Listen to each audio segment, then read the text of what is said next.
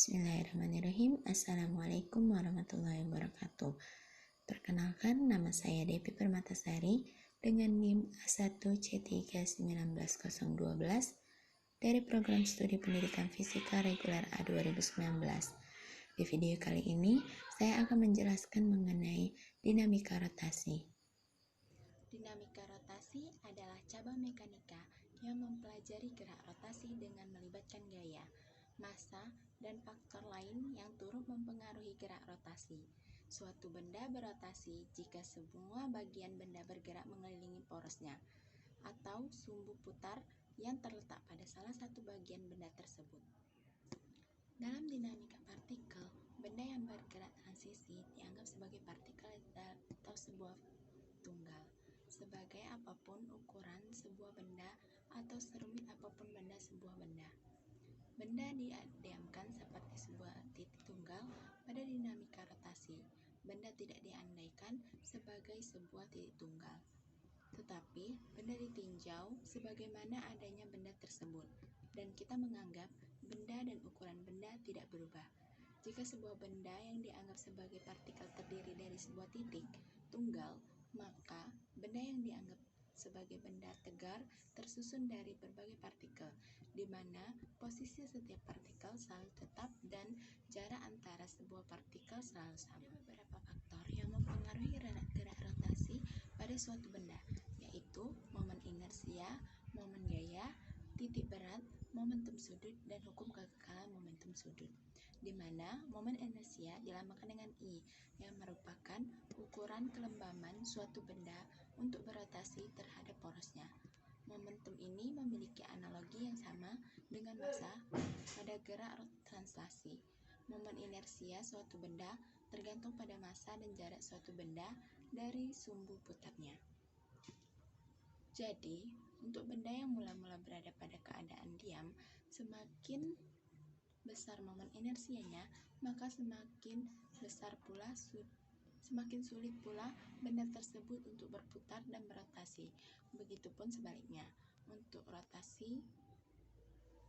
Sedangkan momen inersia ini merumuskan I sama dengan mr kuadrat. Gaya atau yang biasa kita sebut dengan torsi dilambangkan dengan τ, merupakan suatu besaran yang menyebabkan benda berotasi.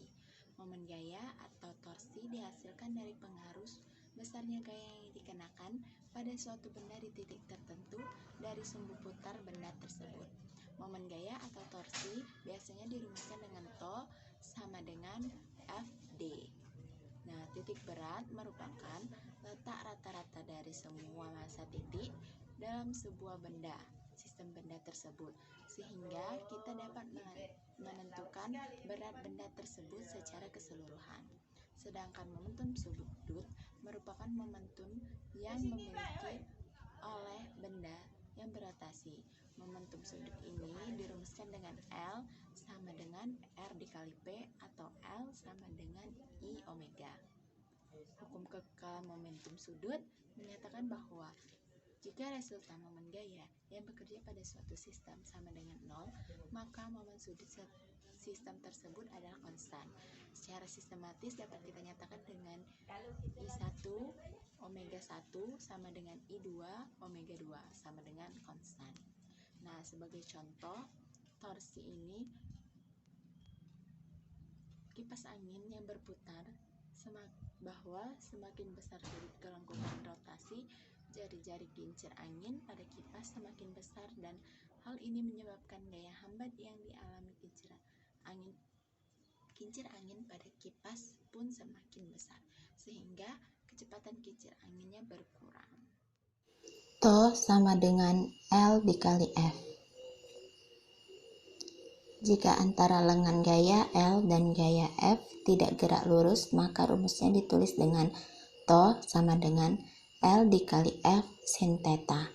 Dengan keterangan τ momen gaya Newton meter, L lengan gaya meter, F gaya Newton, dan alfa sudut antara lengan gaya L dan gaya F.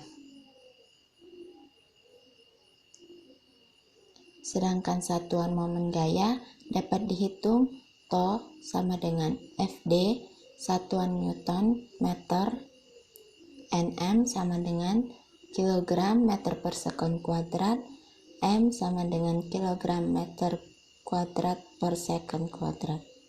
Mungkin itu saja yang dapat saya jelaskan pada penjelasan kali ini. Apabila terdapat kesalahan, saya ucapkan mohon maaf. Kepada Allah saya mohon ampun.